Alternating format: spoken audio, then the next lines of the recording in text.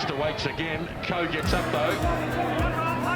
Referee playing an advantage. It's going count his way anyway. Feeney for Lau Pepe. Shit, what is that? He'll line up Banziri.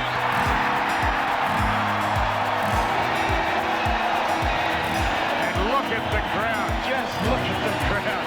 They are delirious with excitement because it was a classic. Off the rail, out deeper on the track, Gojo Ellie's winding up and so is Smartly. At the 150, Klitzerbeil about to be attacked by Traveller. Gojo Ellie's out wide and Smartly's coming after them all. Gojo Ellie and Smartly, the two from Traveller. Gojo Ellie, Smartly, lunge, just missed I reckon. Gojo Ellie will get there on nose from... Anyway, cheers boys. Rugby, yeah, love it. By popular demand, it's a Kiwi classic, a rugby racing and beer tale, mixed in with a bit of romance, and all centred around Kāti's Manukau, Steelers country. For this yarn is the fabric of a society that we treasure. Wholesome family values, mixed in with a lot of hard work, a nuggety approach, a lot of passion, and all for the love of the thoroughbred. It's probably our first racing sabotage story on For the Love of Racing. Kiwi bloke Shaun Clotworthy, with a family history involved in horse racing, charms, allures, basically hijacks Emma nee Walser from her world of becoming a New York designer into his world, the sport of kings, well, and queens. And whilst there is no doubt fashion was and still is an Emma Clotworthy passion, the sport horse landscape has been familiar to Emma from a very young age through Pony Club and inventing days. Meeting Shaun while buying and selling retired racehorses created life's fork in the road, Racetrack versus Catwalk. We're reasonably well down the track now. Is this the picture you sort of planned for yourself? No, not at all. I did, I was from an arts background, went to art school, had a couple of labels. I was just on my way to Sydney to live with a label and 2 horses. And I thought I might be designing in New York, not living in Waiapa, but Just good luck, isn't it? Yeah. Sometimes. Yeah, but it's I wouldn't have it any other way. Shaun, on the other hand, had embraced both his passions, rugby and racing. An Otago University commerce degree was really a certificate that he had some great times and had made lifetime friends. So while he travelled mixing experiences in both codes, the Clotworthy racing family folklore was always beckoning. A lure fully fuelled by Father Kim's association with the 1970s thoroughbred superstar Uncle Remus. Uncle Remus starting to stretch out now. Braless with the neck in front. Uncle Remus getting to her. And Uncle Remus, he gets up on the line. He's won it by a head. But he's really stretching out as he comes down to the post. Uncle Remus winning it by 4 lengths. Bahrain 8 away then. But Uncle Remus, he bolts in as he goes into the Guineas. Let's talk about Shaun now. And was he always keen on the horses? Yes, he rode as a youngster, but then he was very keen on the rugby and went off to Otago Varsity and played in the team that won the Space Shield, I think it was, and I'd just broken my neck and I was out of hospital and I went down and watched them win, and he made a lot of great friends in Dunedin and loved it. But he probably came home. He went and played rugby in South Africa, and then he played in England, played a coach for Kettingham, I think it was. And he rode out in England and he rode for Martin Pipe. But he's always been keen on the horses, and it's very good. He's probably 4th generation. That's of our family, yeah. I just want to get rid of one bit of passion of mine, and I see a bit of him around the wall, was Uncle Remus. I mean, he's just so much part of the fabric of New Zealand racing. Yeah, during great his time. horse, wasn't he? Yeah. Great horse. That's so good, eh? Pot's falling. Yeah, Uncle Remus, he was a great horse. I can remember him when I was do that again? when I was a kid. Into it. I can remember being at school, all the teachers asking me about him all the time. when I was at primary school. So yeah, he was a great horse. Yeah, you just love to have one like him now. But he was like a freak, one of those freaks that come from nowhere really, and everyone's dream, isn't it? Absolutely. Where did you go to the beach, or where are you? I'm at the beach, yeah. Oh, yeah. Just the beach settled in now. Yeah, everything all right? Yeah, I had a good sleep last night. I was bucket. Yeah, good man. Always bucket, come on. You got home without going to sleep? Yeah, obviously, yeah. So no, that was a bonus. All right, righto. Yeah, have you got anything on the weekend? No, nothing in the weekend, so I'll have a bit of a regroup and get a few jobs done around the farm. Yeah, all right. Okay. Righto, I'll be in touch. Okay, see ya. Okay, bye. He always says he's bugging. When Harrison was at Kindy, they had grandparents' day, and he introduced his grandpa, his papa, to the teachers as, "This is my papa, he's old and buggered." Because obviously that's all that Kimbo used to say, "I'm old and buggered." Shaun and Emma's private track by Barley Park, Auckland, well into Steelers country, is certainly something the Clotworthy extended family and friends can be very proud of. 80 acres with their own training track, an arena, swimming pool, jumping lanes, open barns and horse walker.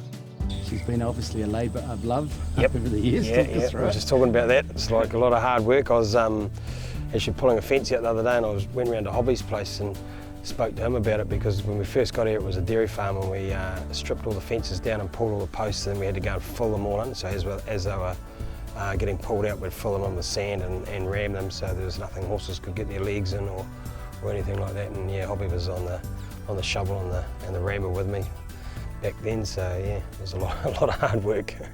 So it's neat natural stuff, the swimming pool and we jumping lane as well. Yeah. Where's all those ideas come? Oh, we just see things when you go to other people's places, and yeah, Kim's been around the world a little bit. I've been overseas and looked at overseas facilities, and you just try and marry it in with what you got and what you think's going to work with the horses and how it's all going to work. Yeah, so yeah.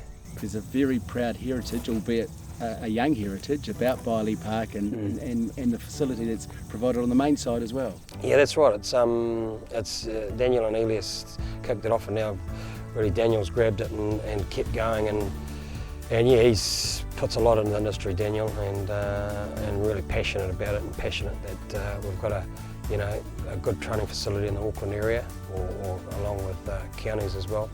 So he's put a lot of effort and money behind it, and it's really working. We get some good results out of here, and the trainers are happy, and it's a good spot. The Clotworthys have always been associated with jumpers.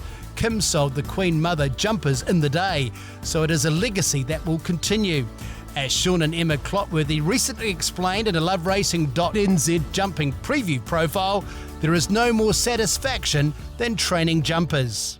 We started training jumpers because Kim has always been involved in the jumpers, and he had sold some to the Queen Mother years and years and years ago, so there was always an interest. I've always wanted to have jumpers, and I've always liked it, so we've dabbled in a few. It's something else for the stayers to go on to. Yeah, we've always enjoyed training stayers, so it was just a progression probably to go forward to jumping, and I had a little bit of a taste of it when I went over and I worked for Martin Pipe in England when I was over playing rugby there, so yeah, that was exciting, sort of watching the jumpers, and it's an exciting sport. And I think once you've been involved in jumping, I think it's really hard not to want a bit more of it. They're really genuine horses, and yeah, good people too. We probably do a little bit, probably a bit more sport horsey, like as long as you've got the basic work in the beginning. So we don't do a lot of galloping with them, but a lot of leg work, a lot of, to the older horses, a lot of cardio work. We only keep the jumps little and let them get really confident over little fences, confident in their own stride without a rider or another horse in a race dictating that. So it's just really just all the groundwork, and I think once you've got the groundwork, the next stages of racing comes a lot easier. 3,350 metres in front of them. We're set and we're off and racing in the KS Brown Hurdle as they arrive at the first of two on the straight, followed over then by Our Right Guru, Magic Cannon. El Lucador's right there, so is Our Right Guru. They're 4 deep and they're going to war a long way from home in the KS Brown Hurdle. And it's Our Right Guru and Hamish McNeil who show the way. Coming after it, I think it's El Lucador covered in mud. Then came Magic Cannon, followed by Tamara. Lockerburn won't be winning, neither will No Change. He had a very long peep over the shoulder, did Hamish McNeil. One to go on Our Right Guru as it comes towards the last. At it up and over, 5-6 lengths in front. Moving to second now, we've got El Lucador, Magic Cannon and Tamara battling out the minors, but they're chasing a long gone memory here. Our Right Guru and Hamish McNeil cruise it in the KS Brown hurdle.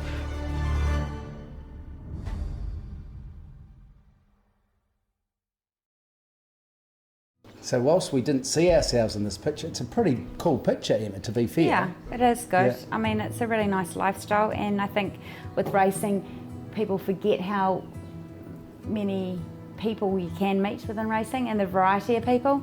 And I suppose with everything that's happened, it's not often that you can still socialise and go to the pub or go out for dinner, but within the racing opportunity you can.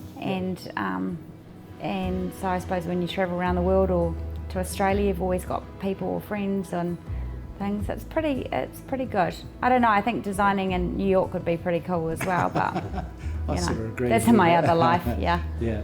Wouldn't have made it. I think one of the great things is racing and with sports people, like a lot of guys that I played sport with over the years, and then they get to this stage of life and they want to be competitive. Still, they can get out and own racehorses and be competitive, and it's amazing. Just people, they just get drawn to it. So yeah. That's probably the one thing that I like most about it is watching the owners, because like I have a share in quite a lot of horses, and I do. Obviously, it's really exciting winning, but I get more of a buzz watching our owners get a buzz, and it's kind of a weird feeling. But it's like, how else would you give a person that much buzz? Like, how else would you give them so much joy? And I know it sounds a bit cliche, but it is. It's awesome, Good boy, Ricky. You got a long journey. You're going to South Island, mate. Black cat. Oh, Johnny can. Oh, I'm going to put her out. You want to take her out? And I'll get her. The rest can stay on for a second. Massa Hazazuma is Shaun and Emma Clotworthy's senior apprentice rider, currently riding in his 4th season. Massa can feel very proud of his achievements to date, while Ace Lawson Carroll is their newest adopted son. Without any previous experience with horses, their job has been to firstly harness this exuberant character, instill the life skills, and then focus on the riding, which, courtesy of neighbouring trainer Danny Walker, got off the mark last season. And we're going to see a memorable moment for a young jockey named Ace Lawson Carroll today. There's his first winner. Crystallised, Danny Walker there out of Barley Park for the Brookby Stables Limited. And here's a day that young Ace Lawson Carroll will never forget his first win, and it's been crystallised.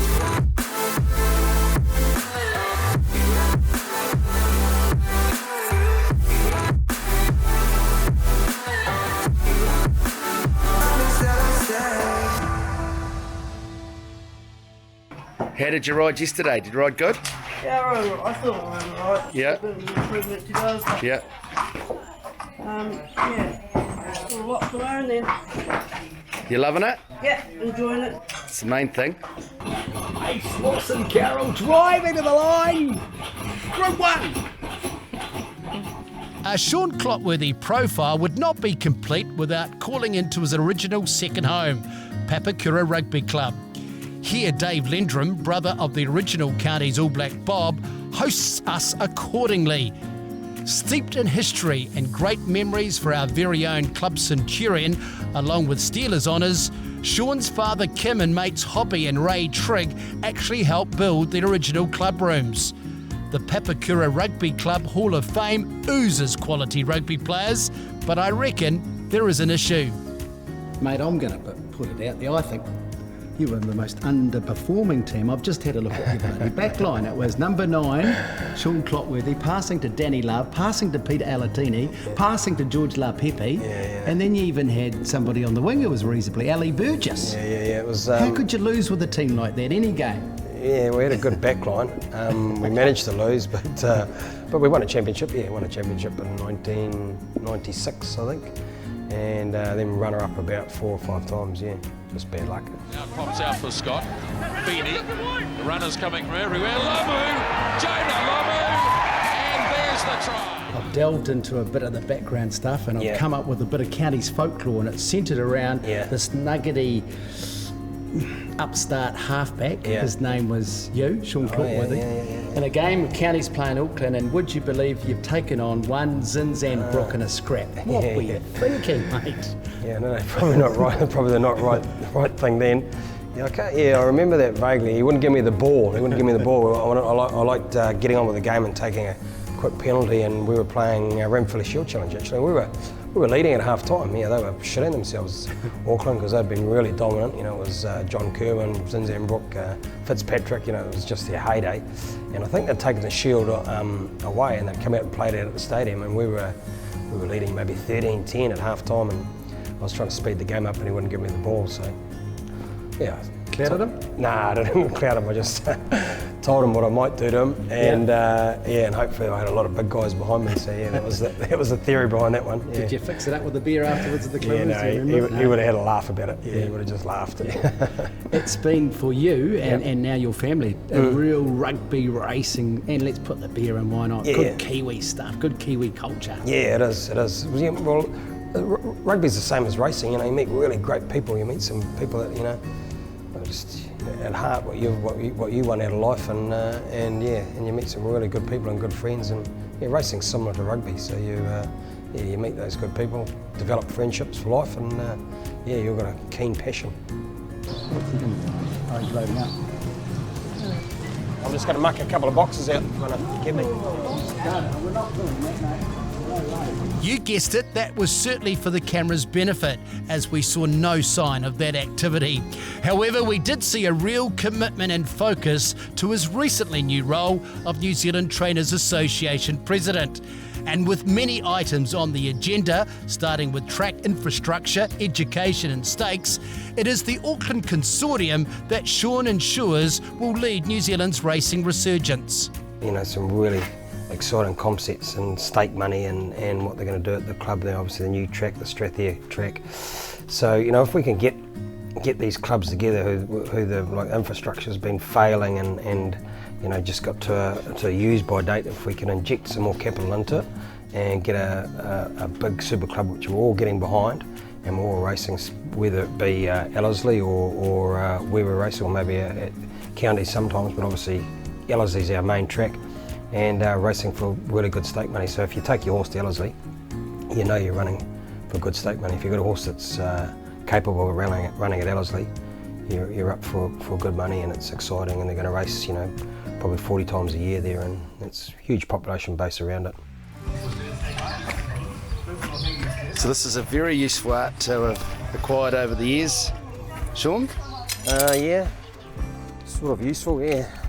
Hobby actually told me there's 3 things in life you don't want to do, and that's shear sheep, shoe horses and own a raincoat, because first 2 are quite hard and you don't want to work in the rain. So that was a bit of advice that Hobby gave me years ago. So. And this is from your father, isn't it? Yeah. Kimbo, he knew about being a farrier, so yeah. It's from him.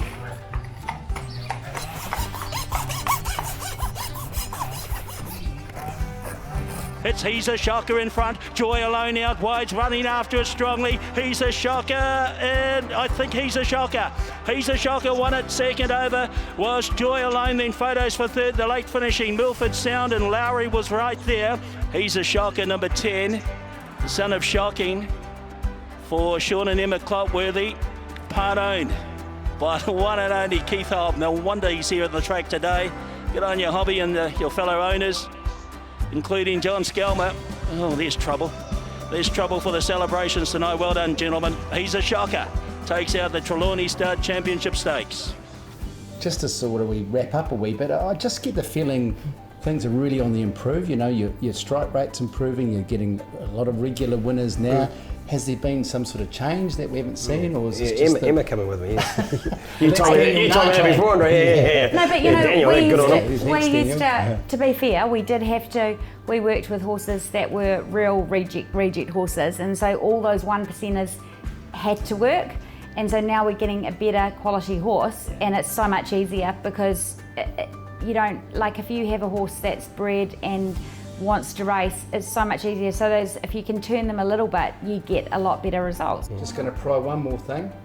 Emma, what's Shaun's bad trait? Oh, he hasn't got any.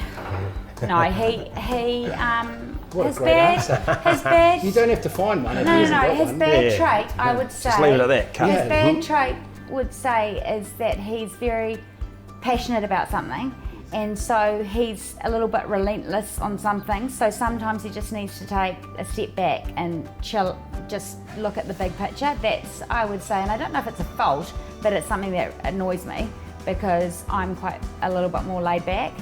And I'll take that one thing. Yeah, one thing that annoys Well, you it. get the same question. Shaun. Yeah, good. Very nice. Okay, where's that list that I wrote down before? Oh, that's fantastic. No, she's got no bad traits. Okay. No bad traits. They're pretty cool people and much like Shaun and Emma Clotworthy. And my understanding is the next generation could be all sorted out as well, with Harrison Clotworthy studying currently down at Otago University, but keeping an eye on the racing stables, albeit with Lisa Latter's son, Josh Hurd. Thanks for watching. For the love of racing, we look forward to your company next time, where our thoroughbred people tell their thoroughbred stories.